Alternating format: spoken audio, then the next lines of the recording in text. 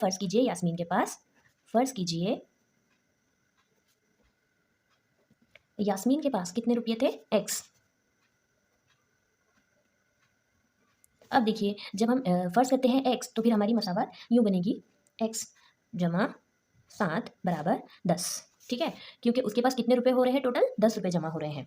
अब देखिए चूँकि यहाँ पर बात हो रही है कि यास्मीन के पास कुछ रुपए थे, उसकी माँ ने उसे 7 रुपए दिए तो उसके पास 10 रुपये हो गए। बताइए यास्मीन के पास कितने रुपए थे? तो अब हमें तरफ़ैन से 7 तफ़रीक करने पर ये हमने तफ़रीक किया यानी राइट हैंड साइड और लेफ्ट हैंड साइड दोनों से। देखिए यहाँ पर x जमा 7 जैसे कि वैसे हम लिखेंगे, हमें तफ़रीक करना है 7, बराबर का निशान देंगे 10, फिर से हमें तफ़रीक करना है 7। अब ये जमा वाले 7 वज़ा वाले 7 से कैंसल हो जाएँगे, हमारे पास बचेगा x, फिर देखिए 10 में से हम 7 घटाते हैं, हमारे पास बचते हैं 3, यानी यास्मीन के पास कितने रुपये थे? इसलिए यास्मीन के पास 3 रुपये